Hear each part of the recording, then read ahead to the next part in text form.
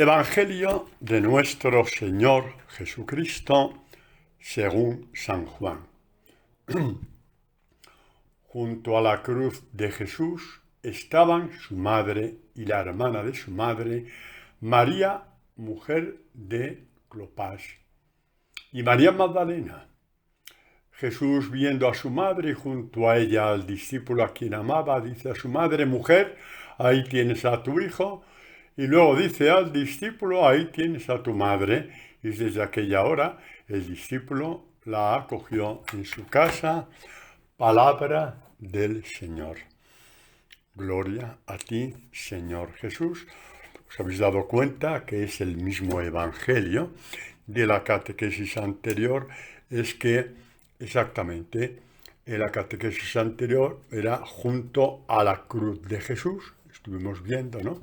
Y esta es un poco la segunda parte. Es un tema tan amplio, tan profundo, tan atrayente, tan revelador y sobre todo que nos mueve tanto hacia Dios, que vi oportuno hacer una segunda parte de la misma catequesis. Junto a la cruz de Jesús estaban María, el discípulo amado, María Magdalena y María Clopas, ¿no? ¿Qué estaban haciendo allí? Mucho de esto vimos en la catequesis anterior. Pues ampliamos. ¿Qué estaban haciendo allí? Estaban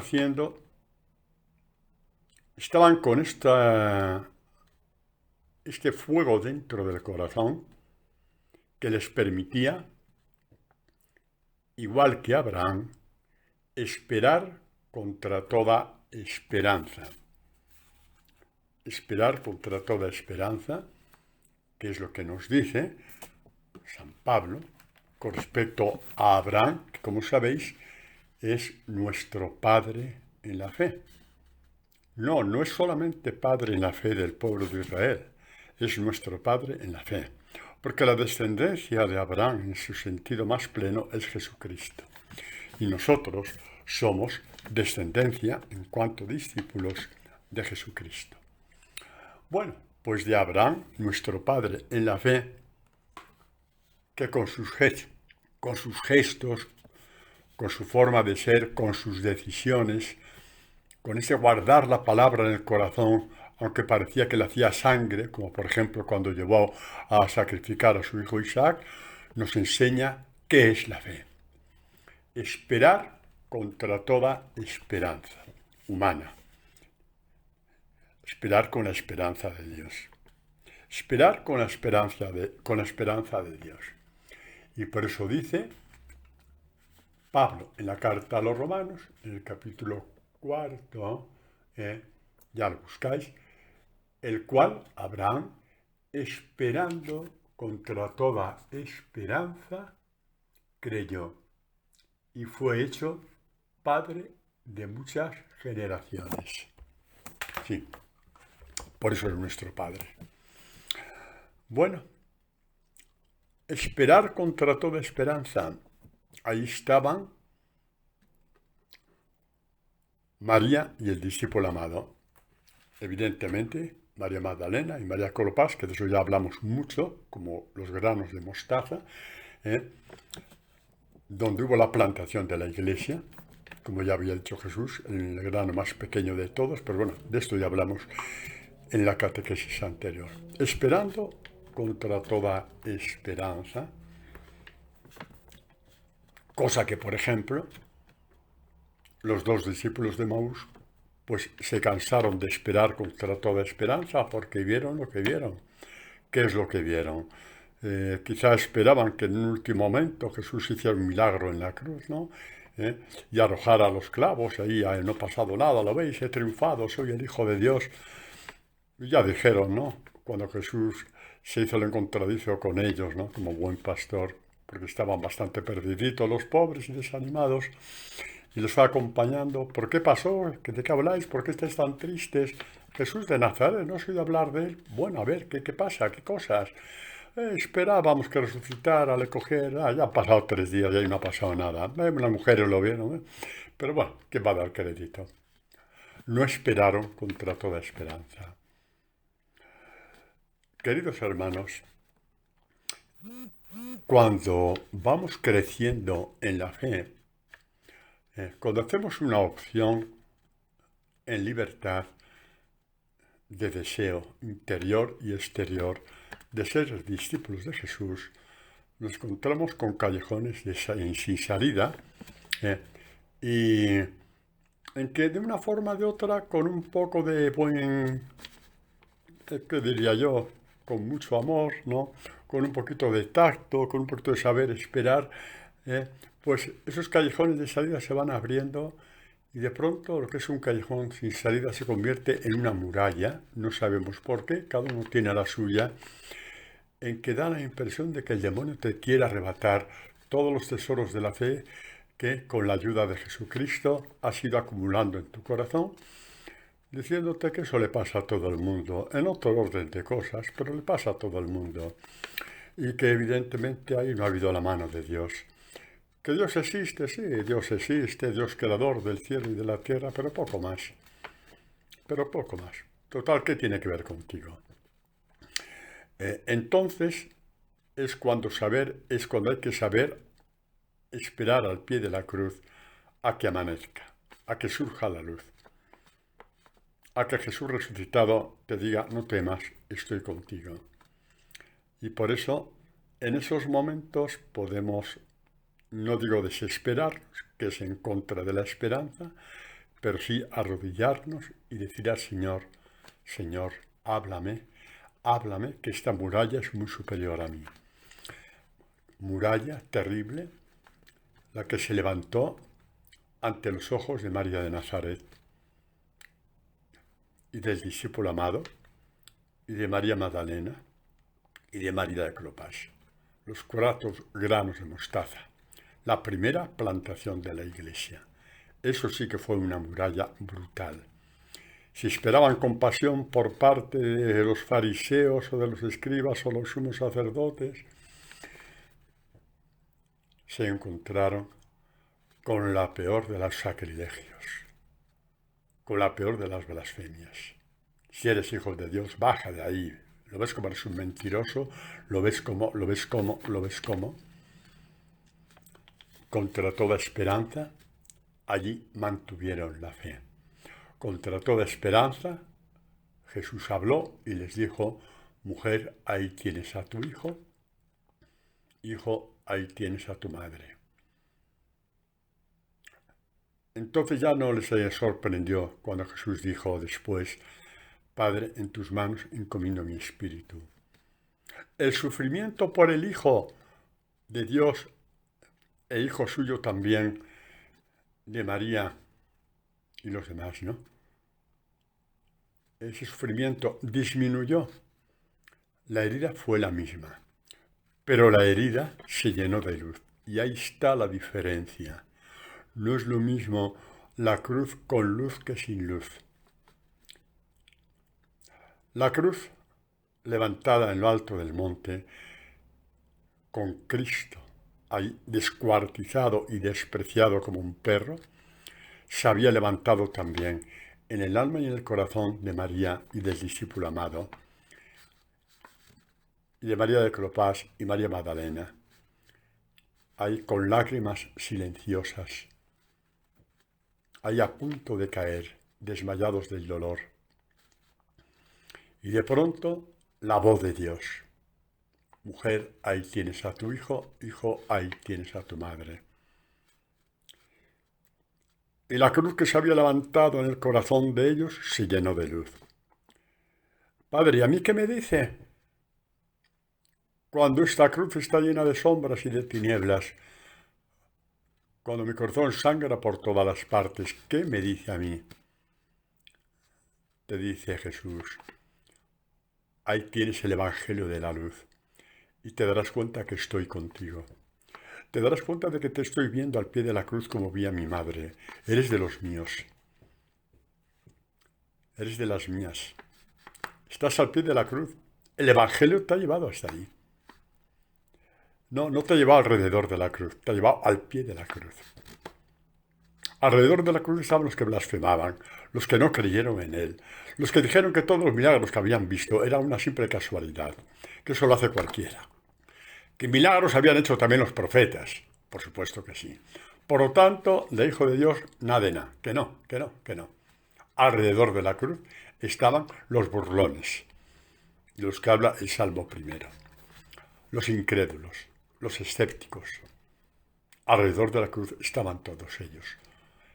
María y Juan y María de Clopas y María Magdalena, primera plantación de la iglesia, estaban al pie de la cruz. Y ante toda desesperación a que invitaba la situación aquella, y encima tinieblas porque hubo un eclipse solar, resonó la voz de Dios, de la misma forma que resonó en la tormenta cuando la barca de los discípulos con él se iba a hundir. Él se levantó y dijo: calla, enmudece. Y todos los poderes del mal simbolizados en esa tormenta se calmaron. Y eso pasó con estos 4 al pie de la cruz. Porque cuando dijo Jesús a María: ahí tienes a tu hijo, y a Juan el discípulo: ahí tienes a tu madre, la luz llenó a los 4, a María, que conoció las tinieblas. Por supuesto que sí, no hay fe sin tinieblas. Padre, es que estaba sin pecado original. Repito, eso no excluye el crecimiento en la fe. Y sin tinieblas no se puede crecer. Tú quieres crecer en la fe entre almohadones, ¿no? En que todo te salga bien, que nadie se meta contigo. Pues mira, pídele al Señor que te reencarne en los cuentos de hadas, ¿vale? Alicia, en el País de las Maravillas, que posiblemente te irá mejor. Serás tonto toda la vida, pero te irá mejor. Crecemos en las tinieblas. Y el punto final, la explosión de todo crecimiento, es como el crecimiento de María y el discípulo amado. Ahora ya me refiero a ellos dos, sin excluir a los otros. Porque en ellos dos estamos toda la humanidad creyente. Los que conocemos las tinieblas, los que conocemos el callejón sin salida, los que conocemos esta muralla que no podemos traspasar, los que conocemos las insinuaciones de Satanás para decir no es para tanto, que todo el mundo es bueno, ¿no? Eso de evangelio, mira, lo que te apetezca, hombre, lo que te apetezca. Sí, lo que no vaya contigo, ¿vale? Lo que no vaya contigo, exactamente, lo que no vaya contigo. El evangelio es la luz de Dios. La palabra es la luz verdadera, la que se mantiene, la que te hace crecer, la que no es pasajera, la que forma parte de tu alma. ¿Y dónde está esa luz? Cuando tengo tinieblas, esa luz sigue estando ahí, esperando que Dios la despierte, solo que será una luz mucho mayor, mucho más fuerte. La cruz es mucho más luminosa, el rostro de Jesús mucho más cercano, la corona de espinas más cerca de ti diciendo: eres el rey con esa corona de espinas. Pero ves que toda la sabiduría de Dios está en la cruz, que todo el evangelio está en la cruz. ¿Por qué huyes? ¿Por qué huimos? ¿Por qué huyo yo también? Porque el demonio es muy inteligente y no te tienta en pecados muy graves, que a lo mejor un día cometiste en tu vida, pero ya no los cometes. Vete tú a saber, adulterio, ciertas cosas, incluso hasta el aborto. Ahora te tienta a renegar de Dios. Y los otros son pecados, cuidado, pero te tienta a renegar de Dios. De forma que tus heridas permanezcan para siempre. Porque el único que cura tus heridas de nuestros pecados es el mismo Dios al pie de la cruz. Padre, ¿y cómo las cura? Pues ya lo dice el capítulo 53 de Isaías, tomándolas sobre su cuerpo. Estas heridas de nuestra alma, de nuestros pecados, no voy a nombrarlos porque no quiero cebarme en las mentiras en las que Satanás nos ha infundido. No quiero cebarme, no le voy a dar este gusto a Satanás, pero sí para deciros que esas heridas en ti ya no existen. Las llevó Jesucristo sobre la cruz, las tuyas, sí, las tuyas. Esas desesperaciones están ahí, las tuyas. Y encima te llama discípulo amado. Esto solamente lo puede hacer Dios. Esto solamente lo puede hacer Dios. Todo el bien que podamos hacer los hombres a los demás, y hay que hacerlo. Caridad, servicio, atención a los enfermos, a los prisioneros, todo. Y hay que hacerlo, por eso obras de la misericordia propia de nosotros palidecen comparado con la obra que Dios hace en ti. Se te acerca y te dice, dame tus heridas, son mías, quedas libre de tu enfermedad, de tu lepra, de tus desvíos, de tus caídas, quedas libre. Por eso cuando el demonio te aparta de la cruz, te está matando totalmente 1000 veces en un solo día. Te está apartando de la luz verdadera, de la salud verdadera, del amor verdadero, de la salvación verdadera, de tu plenitud. Te está apartando de ahí. María, al pie de la cruz. Ahí tenemos que verla. Y ahí, al pie de la cruz, nos llenamos de una ternura especial. ¿Por qué? Porque no es lo mismo tener una ternura con la Virgen por otros motivos, que me parece muy bien, que tenerla porque compartimos la cruz de su Hijo. Es un salto infinito, chicos. Es un salto infinito. Sí, en lo que respecta a la ternura. Es un salto infinito en lo que respecta a la ternura. Y por supuesto, también es un salto infinito en lo que respecta a nuestro amor a Dios, nuestro amor a Jesucristo. Es un salto infinito en nuestro discipulado. Tiene tanta luz que todos los poderes de Satanás se inclinan y arrodillan ante un discípulo de Jesús. No por él mismo, sino porque está lleno de la luz de Dios. ¿Os acordáis cuando los demonios decían Jesucristo, ¿no? Aquella vez en la sinagoga, ¿no? Está al principio del Evangelio de Marcos. Veían que era toda la luz de Dios estaba en él. Y decían, ¿qué tenemos contigo? Es decir, una distancia infinita entre Jesús y ellos. Lo mismo pasa cuando un discípulo alcanza la luz de Dios. Le pueden decir lo mismo, ¿qué tenemos contigo? No podemos contigo, tienes la luz de Dios. No podemos contigo. Padre, qué catequesis tan bonita. Padre, es que no conocéis a Dios. Dios tiene preparado esto para nosotros y muchísimo más cuando entramos a saco, entramos de lleno en el Evangelio, de lleno. Sí, de lleno en el Evangelio. Todo esto y mucho más es lo que Dios nos tiene preparado en el Evangelio de su querido Hijo. Pues ya sabéis lo que significa esperar contra toda esperanza, que lo completamos. Esperar contra toda esperanza, que puedas estar lleno de Dios, de la luz de Dios, de la luz de Dios. Cuando Abraham llevó a su hijo con el corazón sangrando, con el alma apuñalada, igual que María, una espada te atravesará el alma, a su hijo Isaac, ya sabéis que Dios detuvo la mano de Abraham y le dijo, ahora sé que me amas. Pues, ¿por qué dijo Jesús de Juan Bautista, de Juan Evangelista,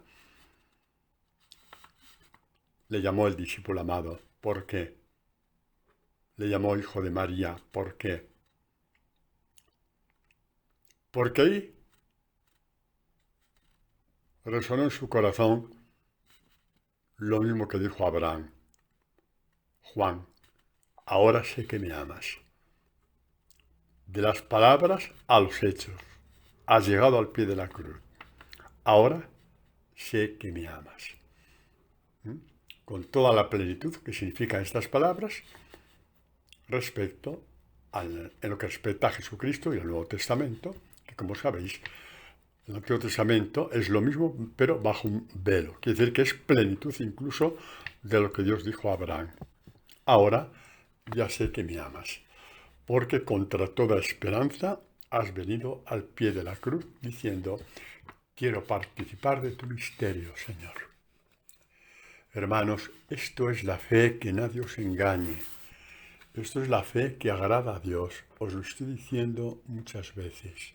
Esta es la fe que agrada a Dios. ¿Qué podemos ver? Nos centramos una vez más en María y en Juan. ¿Qué podemos ver? Podemos ver que las lágrimas, que no hace falta ser muy experto, ni tener ninguna imaginación, para saber que las lágrimas corrían por las mejillas de María y por las mejillas de Juan, que horas antes se había recostado en su pecho y había descubierto, como os he dicho tantas veces, la infinita sabiduría de Dios que estaba ahí plantada, como quien dice, en el pecho de Jesucristo, sede de la sabiduría en la espiritualidad bíblica. Tuvo acceso a la sabiduría de Dios, a toda la espiritualidad de la palabra.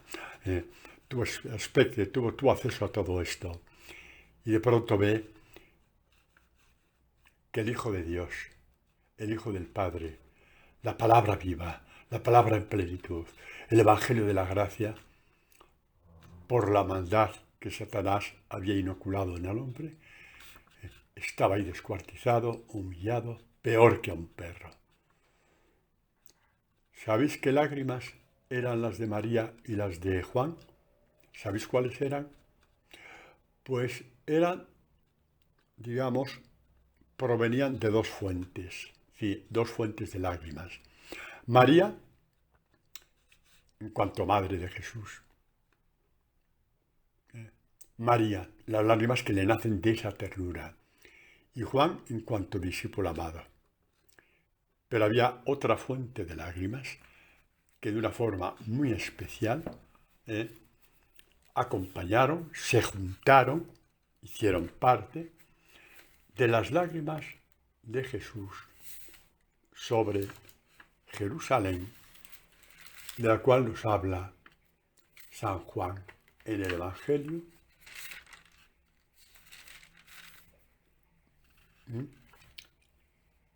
Las leemos, ¿verdad que sí? Dice dice Lucas, Lucas, no Juan. 19, el 41 en adelante. Al acercarse Jesús y ver la ciudad, lloró por ella. Jesús lloró por Jerusalén, diciendo, si también tú conocieras en este día el mensaje de paz, pero ahora ha quedado oculto a tus ojos. Se cerraron en banda.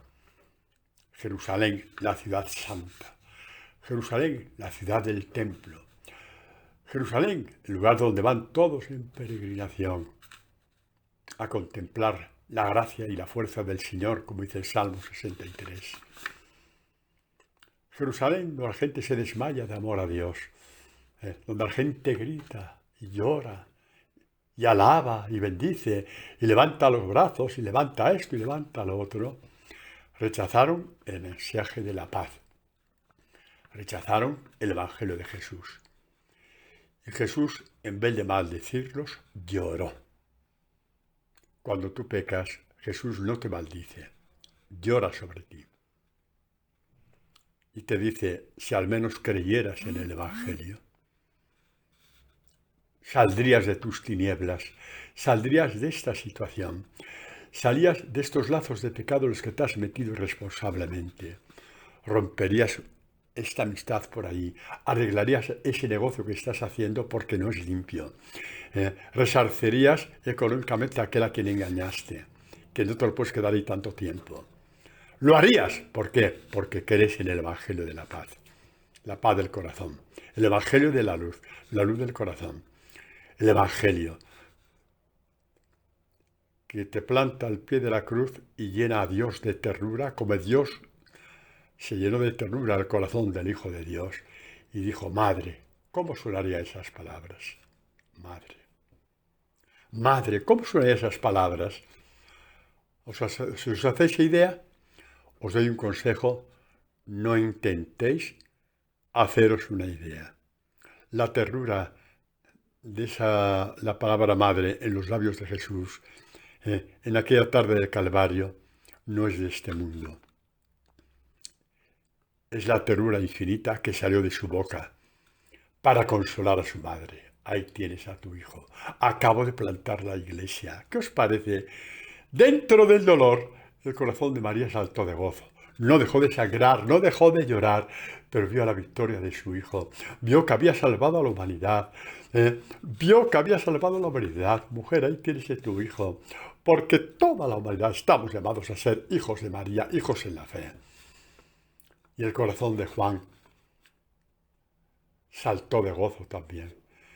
Recordó que había estado recostado en el pecho de Jesús y se dio cuenta de que aquello no fue más que una sombra de lo que Dios le estaba dando en este momento. Ahí tienes a tu madre, hijo de la Iglesia, lleno de la luz de Dios.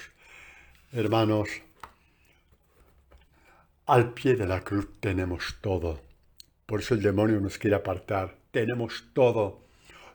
Tenemos todo al pie de la cruz. Tenemos todo lo que necesitas tu corazón. ¿Y qué necesita mi corazón, Padre? Yo no lo sé muy bien. Pues abre los ojos, hija mía. Te digo yo lo que necesita tu corazón, la infinitud de Dios. Porque todo el mundo no cabe en tu corazón, solamente cabe bien Dios. Lo demás es polvillo. Es polvillo en una balanza nada más. Y que el viento lo va esparciendo poco a poco. Esto es lo que necesita el corazón. La belleza infinita de la cual hablaba San Agustín. ¿Os acordáis, no? Tanto tiempo dando vueltas, adulterio por aquí, adulterio por allá, barbaridades, estupideces. Al final se acercó a Dios y cuando vio la belleza de Dios que resplandece en sus palabras, en el Evangelio, eso ya lo iréis viendo poco a poco, dijo, ¿por qué no me convertí a los 20 años o a los 30? Me esperaba tanta belleza, tarde te amé, belleza infinita, tarde te amé. ¿Por qué Dios permitió esto? ¿Por qué Dios permitió que Agustín se convirtiera más tarde? ¿Por qué? Para que este lamento lo oyeras tú y lo oyera yo. Y hay una belleza infinita esperándonos. Hay una belleza infinita esperándonos. Padre, yo ya tengo 187 años. Enhorabuena. Y estás a tiempo. Seguro, si no, Dios no permitiría que estuvieras oyendo este Evangelio. Estás a tiempo, te lo digo en nombre de Dios. A ver, no te lo digo por hacerte un favor, te lo digo porque me lo dice Dios que te lo diga. Estás a tiempo, te lo dice Dios, por mi boca. Estás a tiempo de entrar en la belleza infinita. Así que ánimo, que nadie se eche atrás. Pues las lágrimas de Jesús sobre Jerusalén, en ese reguero de lágrimas se juntaron las lágrimas de María. ¿Por qué? Porque ella es hija de Israel. Ella conoce la ciudad santa de Jerusalén, conoce la historia de Jerusalén, conoce la historia de su pueblo. Conoce que Dios bendijo a este pueblo, con Abraham, con Isaac, con Moisés, con los profetas, con la elección, con el Mesías. Y ve que este pueblo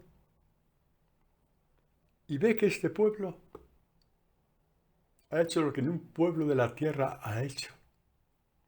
Maldecir, pisotear, humillar al Hijo de Dios, al que esperaban.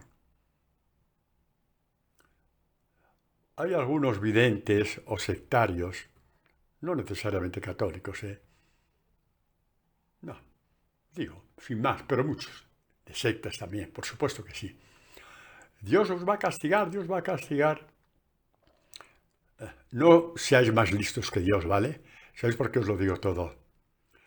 Porque colmar la paciencia de Dios para castigarnos, y dar una patada a este mundo y hacerlo pedazos, si no lo hizo al pie del Calvario, que ahí se juntaron todos los pecados que la humanidad pueda cometer a lo largo de la historia.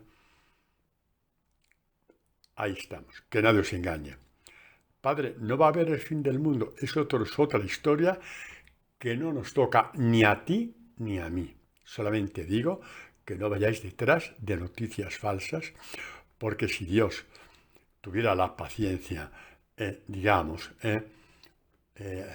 agotadora, si la paciencia de Dios se pudiera agotar y decir aquí se acabó todo, si no lo hizo en el Calvario, donde el pecado del hombre fue infinito, alcanzó la infinitud, no lo va a hacer ahora. Y los desastres naturales, eso son desastres naturales. Hay detrás una especie de castigo de Dios. Bueno, yo digo lo que dice sobre todo la Escritura. Esas cosas pasan para que nos corrijamos, sepamos que no somos eternos y que no dominamos la naturaleza, por ejemplo. ¿Eh? Pero castigo, castigo, castigo, como mucha gente cree que así son las cosas, yo no digo ni que sí ni que no, porque doctores tiene la Iglesia. Pero sí puedo deciros que el pecado infinito que se cometió en la historia fue la muerte de Jesús. De la forma como murió y fue despreciado, pisoteado, aplastado. Hasta un perro tuvo más derechos que Jesús. Bueno, y la Virgen María no se levantó y dijo, y ahora todos seréis castigados. La Virgen María mezcló sus lágrimas con las lágrimas de Jesús. Ahora os enteráis, ¿no? Lo que estoy queriendo decir, ¿no? Y el discípulo amado juntó sus lágrimas con las lágrimas de Jesús. Esto es lo que es. Adelante. ¿Qué pasará mañana?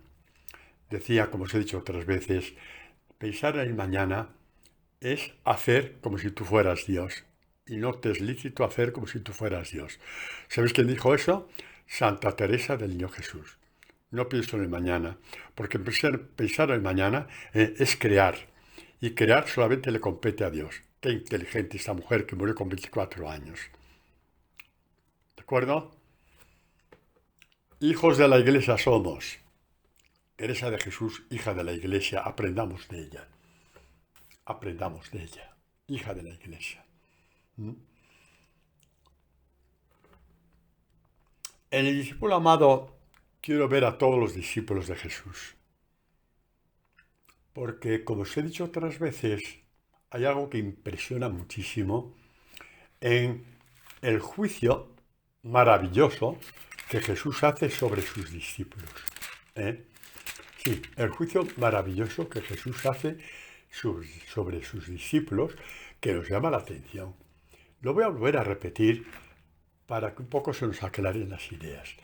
Después de la celebración de la Eucaristía, nos dice Lucas, que se supone que tenían que estar todos embobados, arrobados, traspuestos, estáticos, levitando. Tendrían que estar así. Pues después de la Eucaristía, textualmente dice Lucas, entre ellos hubo también un altercado sobre quién de ellos parecía mayor. Ya no fue una discusión como antes, un altercado. ¿Qué os parece? Este es Jesús. ¿Y qué pasó después del altercado? Que Jesús les dice, a ver, voy a hacer textualmente, no creéis que yo estoy pegando saltos. Institución de la Eucaristía es 22 Lucas, versículo 19 y 20. El 21, 23 es el anuncio de la traición de Judas. Casi nada. Dios dio la comunión a Judas. Sí, el Hijo de Dios.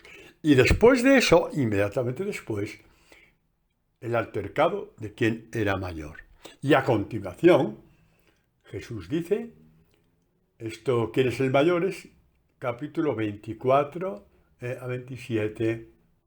Y en el 28 dice Jesús, vosotros sois los que habéis perseverado conmigo en mis pruebas.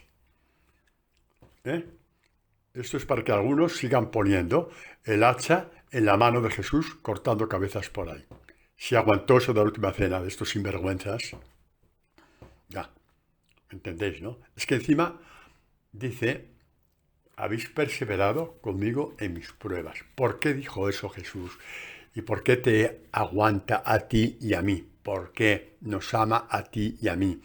¿Por qué dice de ti y de mí, sigues conmigo porque has perseverado conmigo en mis pruebas? ¿Por qué? Pues porque habían dejado todo por seguir a Jesús. Entonces, los pasos que tenían que dar hasta que Jesús muriera por ellos y les cambiara el corazón, los habían dado. Habían demostrado su amor a Jesucristo. Dejaron la barca, las redes. Mateo dejó la mesa de impuestos. Natanael, que posiblemente era de la clase sacerdotal, pues había dejado. Un poco, ¿no? Su puesto. El templo de Jerusalén. O en el sacerdocio, o como escriba, o como fariseo, sea como sea, me da igual. Era de la clase alta. Todos habían dejado algo. Unos más y otros menos. Jesús no le importa ni el más ni el menos. Le importa el todo. Y lo dejaron todo. Y lo dejaron todo. Lo mismo son 4 gallinas que 4 millones. Lo dejaron. A nosotros nos pide que lo dejamos todo.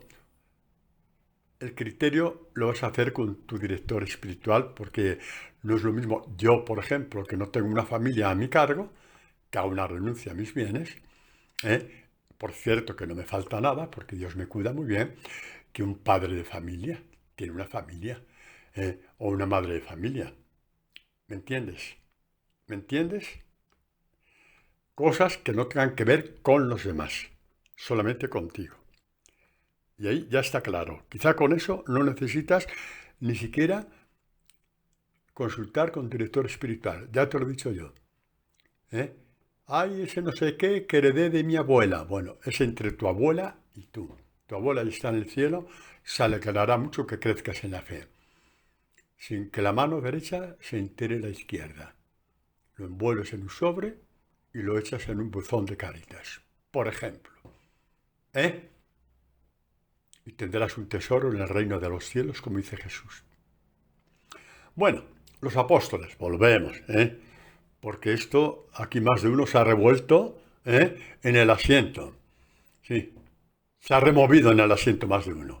Pero bueno, como no me conocéis, puedo seguir diciéndolo, y a los que me conocen saben muy bien que lo he dicho en más de una catequesis presencial, estando ellos delante. Y he visto muchos milagros, y ahí lo dejo. Porque cuando uno quiere convertirse de verdad, el demonio no tiene nada que hacer. Ya no razona contigo, porque tú no le dejas. El Evangelio es lo que mata el razonamiento de Dios. Perdón, el razonamiento de Satanás. Esos caminos que no son los caminos de Dios. Esos pensamientos que no son los pensamientos de Dios. Estos razones y razonamientos que no son los de Dios, como sabéis que dice el profeta Isaías. ¿Cuál? Isaías 55, creo. 6, 8, ¿no? Y si no, por ahí. Buscadlo. No seáis vagos, buscadlo. Bueno, pues sí, eso quería deciros, ¿no? Que vio que habían crecido a donde habían que crecer. Os lo pongo más fácil. Me viene ahora una imagen muy bonita. Tú imagínate, que estás creciendo en la fe. Y que hasta el momento de tu fe, pongamos que la fe llega hasta 2 metros, el punto más o menos máximo del crecimiento de una persona, de un hombre, pongamos, ¿no? Sin despreciar a nadie, por favor. Y cuando haces la primera comunión que tienes 7, 8 años o 10, ¿qué traje llevas? Uno de tu medida. ¿Cuánto mides cuando tienes 7, 8 años? 1,10 o 1,20, no lo sé. Pues te hacen un traje o te compran un traje adecuado a tu estatura. Y luego, cuando te casas, o en mi caso, cuando fui ordenado sacerdote, recuerdo, me regalaron un traje precioso, el día de mi sacerdocio. Y alguno pensará, padre, ¿traje? Sí, y corbata roja, eso es, chúpate el dedo.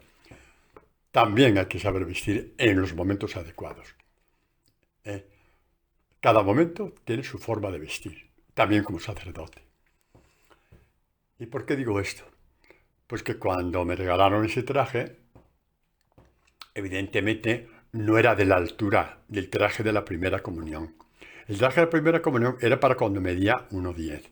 Y el traje para mi sacerdocio era cuando mido lo que mido ahora, más o menos, 1,81. La fe es exactamente lo mismo. Ellos, apóstoles, estaban a esa altura de 1,10 m. Si se hubieran quedado en 60 centímetros, como Judas, por ejemplo, que no pudo con el escándalo que le suponía que el Mesías muriera en la cruz, a pesar de que estaba escrito. Y entonces, de perdidos al río, se ganó 30 monedas. ¿Sabéis cuál es lo de 30 monedas? ¿Qué significa? Viene ya en el Antiguo Testamento. Es el precio que se paga por un esclavo. ¿Veis cómo todo está ahí donde tenía que estar? Bueno, a los apóstoles, que medían 1,10 m en ese momento, les dijo: habéis llegado a la altura que tenéis que llegar, no os pedía nada más. Moriré por vosotros y creceréis a la altura del discipulado. Ahora lo entendéis por qué Jesús dijo: habéis perseverado conmigo en mis pruebas. ¿Tú qué puedes decir en este momento? A lo mejor, ay, Padre, yo es que no crezco, yo es que podía, yo es que esto, lo otro.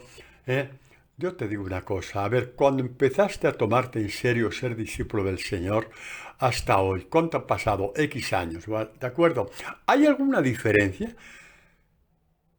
de cuando empezaste el camino del discipulado y ahora, en tu relación con el dinero, en la relación con tus enemigos, en saber pedir perdón, en tantas cosas, en tu forma de rezar, que no vas a cumplir con un libro, sino que vas a que Dios te parta la palabra como un amigo la parte a otro amigo, te la parte y comáis juntos, como dice el libro de Apocalipsis: y aquí que soy a la puerta y llamo, y si me abres, cenaré con él y él conmigo. Esto es la oración, que Dios te parta la palabra. ¿Vale para ti también? Claro que sí, para todos. Y vuelvo a la pregunta, ¿hay alguna diferencia de cuando empezaste? Sí, Padre, sí. Yo veo que en esto soy otra persona. Pues seguirás creciendo. Porque Dios te dice hoy a ti, sí, que tú te desanimas y que realmente a lo mejor el demonio te quiere, te quiere decir estas palabras de que no vales para nada, de que no creces, de que no. Hoy te dice: has crecido conmigo en mis pruebas. En un momento, en una sociedad donde Dios no es importante, donde hay obras de arte, auténticos sacrilegios, donde hay obras de teatro, auténticos blasfemias, donde el hablar del hombre es despectivo con respecto a las cosas santas de Dios, y tú sigues queriendo ser discípulo, pues bien, enhorabuena, felicidades. Dios te dice: Jacinto, Pepe, Carmen, María, Felipe, Rafael, estás perseverando conmigo en mis pruebas, en todo lo que me están haciendo. El sufrimiento está recayendo sobre ti. Estás perseverando conmigo. Alegraos. Hoy te mereces un banquete. Cómprate una botella de champán o de vino, o cómprate algo en un almacén, porque estás de fiesta. Hoy tienes motivo para estar de fiesta. Y si no hoy, mañana, pero cuanto antes, porque has entendido que sí, que es verdad, que Dios te dice, has perseverado conmigo en mis pruebas, porque todo lo que me están haciendo está cayendo sobre ti. Igual que los insultos al pie de la cruz cayeron sobre Jesús, pero también abrieron de par en par en una herida monstruosa el alma de María, igual que Simón le había profetizado: una espada te atravesará el alma. Hay que saber llorar en silencio al pie de la cruz. María y Juan y las otras dos no pusieron locas y neuróticas, embistiendo como fieras contra los soldados, contra los sumos sacerdotes, contra los fariseos, contra el pueblo de Dios. Después de lo que has hecho, con los milagros que os ha hecho, os ha demostrado que es el Mesías, hacéis esto. No. prefirieron llorar con Jesús, participar de los sufrimientos de Jesús. Lo otro no soy yo quien para decir, ni lo diré, pero sí soy quien para decir que ellos se callaron, igual que el Cordero de Dios se calló en el misterio de la cruz. Cuando le dijeron en el juicio, ¿ha blasfemado?, Jesús cerró los labios, siendo el Hijo de Dios. Lloraron los cuatro. Mujer, ahí tienes a tu hijo. Lloraron los cuatro. Hijo, ahí tienes a tu madre. Lloraron los cuatro y se dieron cuenta por esta iluminación que Dios les acababa de dar, de que con ellos cuatro se había plantado la Iglesia. El fundador de la Iglesia es Jesucristo, sin lugar a dudas. Él fue el sembrador. Los granos de mostaza, los primeros, fueron ellos. Al pie de la cruz. Amamos a María al pie de la cruz. Amamos el discipulado al pie de la cruz. Padre, ¿y qué pasa? ¿Qué pasa? ¿Qué pasa cuando me desespero y cuando pierdo la paciencia y pego un grito porque ya... Bueno, hay una cosa que se llama perdón, perdonar. ¿Vale? Eso es, hombre. ¿Por qué Dios ha puesto el sacramento de la confesión? Para curarnos estas heridas. Y luego cuando vas y pides perdón a una persona a la que has hecho daño, esa herida se convierte en luz, que agrada a los ojos del Señor. Cuando Dios dice que pidas perdón porque has hecho daño a alguien, es porque te has hecho daño a ti, sobre todo. Y es para que esa herida se llene de luz.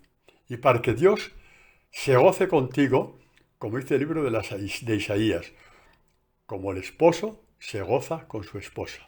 Isaías, posiblemente capítulo 60. No, esto es tan fuerte que lo voy a buscar. No sea que os dé una mala cita y quiero darosla porque vale la pena. Isaías, ¿lo ves? Me he equivocado. Es Isaías 62, versículo 5. Porque como se casa joven con doncella, se casará contigo tu edificador, y con gozo de esposa por su novia se gozará por ti tu Dios. Así es. Cuando tus heridas se curan por el sacramento de la confesión y se llenan de luz porque has pedido perdón, Dios se goza al ver tu luz, al ver tu belleza, al ver el diamante de tu corazón. Se goza contigo, tu esposo, tu edificador. ¿Qué significa edificador? El que te hace discípulo suyo.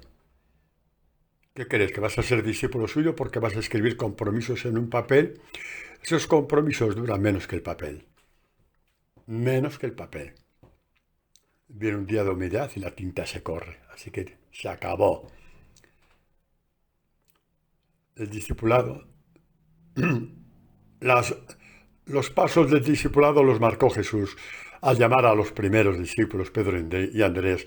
Sí, Marcos 1:16 en adelante. Venid conmigo, juntaos a mí, venid junto a mí. Os haré llegar a ser pescadores de hombres. Os haré llegar, 3 verbos. Los 3 significan el verbo crear. Os daré el discípulo como creación mía. ¿Cómo, Padre? ¿Cómo? ¿Una varita mágica se me va a aparecer Dios? No seas tonto, hombre, no seas tonto. La palabra es la creación de Dios. Por la palabra de Dios se crearon el cielo, la tierra, los mares, los océanos, las estrellas, millones de galaxias. Esa misma palabra crea en ti lo que para ti es imposible, el discipulado. Un corazón como el corazón de Dios. No tengas miedo, que parece que te quieres muy poco cuando dudas. Cuando dudas es porque no te quieres. No te quieres porque dudas de que Dios pueda hacer eso en ti, como si Él no fuera Dios. Qué bonito el Salmo 83. Un poquito por encima porque nos quedan 10 minutos. Este Padre Antonio se enrolla como una persiana, ¿verdad que sí? Bueno, ya sabéis a quién tenéis que echar la culpa, a mí no. Si os atrevéis, creo que os atreváis. Adelante. Qué malo que sois, ¿veis? Si fuera bueno Dios ya me hubiera llevado consigo, así que tranquilos. Bueno, pues el Salmo 89 No, también a los buenos los mantiene en la tierra para que sigan haciendo el bien. No, no os quiero meter miedo. No. Bueno, Salmo 89 dice el salmista lleno del Espíritu Santo. Os he dicho muchas veces, los salmos son oraciones del Espíritu Santo. Son salmistas llenos del Espíritu Santo. No están inventadas por los hombres. Por eso la oración perfecta es la oración con los salmos. Y cuanto más rece con los salmos, antes el Señor empezará a partir la palabra de los salmos en ti. ¿De acuerdo? Siempre sí. Los salmos era la oración que hizo que Jesús pudiera hablar con el Padre un día sí y otro también. Y el Padre le partía la palabra. Se la partía y luego nos la daba a nosotros en forma de evangelio. Y por eso dice, lo que el evangelio que escucháis no es mío, es mi Padre que me lo ha dicho y es para vosotros. Sí, el centro del Espíritu está en los salmos. Pues dice este salmista, el amor de Dios por siempre cantaré, de edad en edad anunciará mi boca tu lealtad. ¿Qué significa tu lealtad? ¿Qué es un hombre leal? Un hombre leal es un hombre que cumple su palabra. Dios es leal, aparece muchas veces en la Escritura. Quiere decir que cumple su palabra contigo. Palabras como por ejemplo la que os dije antes. Venid conmigo y os haré llegar a ser pescadores de hombres. Te haré llegar a ser discípulo mío, que es lo mismo que pescador de hombres. Es leal, cumple su palabra. Y luego se ve en el Salmo, pues toda una serie de cosas, ¿no? Es muy largo este Salmo, voy a la esencia que encuadra con esta catequesis. Dice el versículo 23 en adelante, el 22, hablando del Mesías, ¿no? Es una profecía sobre el Mesías y sobre ti. ¿Por qué? Porque como dice la Iglesia, lo dijo el Concilio Vaticano II, los salmos son profecías acerca de Jesucristo y de cada uno de sus discípulos. Todas nuestras etapas de fe con sus tinieblas consecuentes están ya escritas en los salmos por obra y gracia del Espíritu Santo. Y también todas estas etapas de luz, de saltos hacia adelante, todos estos empujones hacia adelante, hacia el corazón de Dios, están ya escritos. No hay mayor mística que los santos, hay que descubrirla. Por eso meteros en los salmos. Mi mano estará firme con él, dice, y mi brazo le hará fuerte. Es el Padre que siempre está con Jesucristo, porque el mano y el brazo en la espiritualidad bíblica significa la fuerza, en este caso la fuerza de Dios. Y por eso no le ha de sorprender el enemigo. Y dirá siempre, aquí estoy. Y cuando le van a buscar en el huerto de los olivos, dice, aquí estoy, yo soy. Dejad a mis discípulos en paz. No están preparados para morir por mí. Ya morirán por mí. Por ahora no. Ahora soy yo el que voy a morir. Aquí estoy. Cogedme. Y le dice a Judas, con un beso entregas al Hijo del Hombre. Aquí estoy. Este es nuestro Dios. Y dice, mi lealtad y mi amor irán con él. El Padre va a ser leal con Jesucristo. ¿En qué sentido? En que le dijo, hijo mío, abrázate al misterio de la cruz, que yo te resucitaré. Y por eso lo dice una y otra vez a los discípulos. El Hijo del Hombre va a ser despreciado, va a ser detenido, va a ser llevado a juicio, va a ser injuriado, va a ser condenado, va a ser crucificado y al tercer día resucitaré. Así fue. Mi lealtad y mi amor irá con él. Pondré su mano sobre el mar, sobre los ríos su derecha. Significa que estará por encima del mal de este mundo, de todas las fuerzas de Satanás, que nada os meta miedo con el demonio. Él va a estar pisotear como pisoteó la cabeza de la serpiente, como dijo en el pecado original, ¿os acordáis, no? Él, mi hijo, el Mesías, os aplastará la cabeza. Él me invocará, tú eres mi Padre, mi Dios y roca de salvación. Qué bonito. En la cruz, en vez de maldecir a nadie, bendijo a su madre, bendijo al discípulo amado. En ellos bendijo a María Clofás, bendijo a María Magdalena, la que supo esperar la resurrección, la única que supo esperar la resurrección por encima de los apóstoles, y por eso fue de madrugada al sepulcro, diciendo a ver si era verdad o no, de que iba a resucitar. Los otros ni fueron. María Magdalena pudo tener sus dudas, pero fue. Los demás se escondieron. No fueron. Él me invocará, tú eres mi Padre. Y le invocó. en medio de las tinieblas del Calvario, le invocó y dijo: Padre mío, en tus manos encomiendo mi espíritu. Le invocó y cantó victoria. Como habéis oído en otras catequesis, cuando Jesús gritó: Padre mío, en tus manos encomiendo mi espíritu, que es una profecía que la encontramos en los primeros versículos del Salmo 31 o 30. ¿Queréis verlo? Os lo digo porque esto también vale la pena que os lo diga. A ver, el Salmo 30 o 31. A ver. Sí, 31. El versículo, os leo el versículo 5 y el 6. Sácame de la red que me han tendido. La red, los clavos, atado a la cruz, enredado en la cruz, crucificado. Ahí está. Que tú eres mi refugio. En tus manos encomiendo mi espíritu. Tú, mi Dios mío, me rescatas. Él gritará: tú eres mi Padre. ¿Veis cómo todo está en los salmos?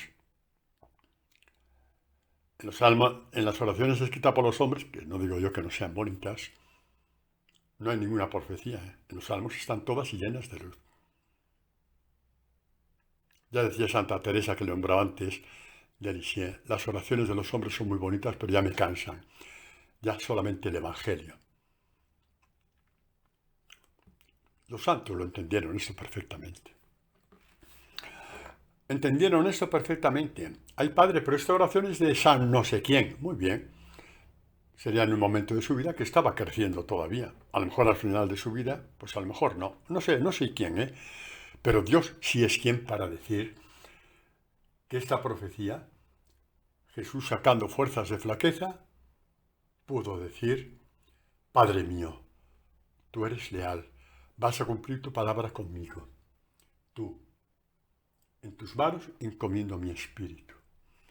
Y con los 3 minutos que quedan, vemos cómo este salmo llama a otro salmo. Esto es lo que significa partir la palabra.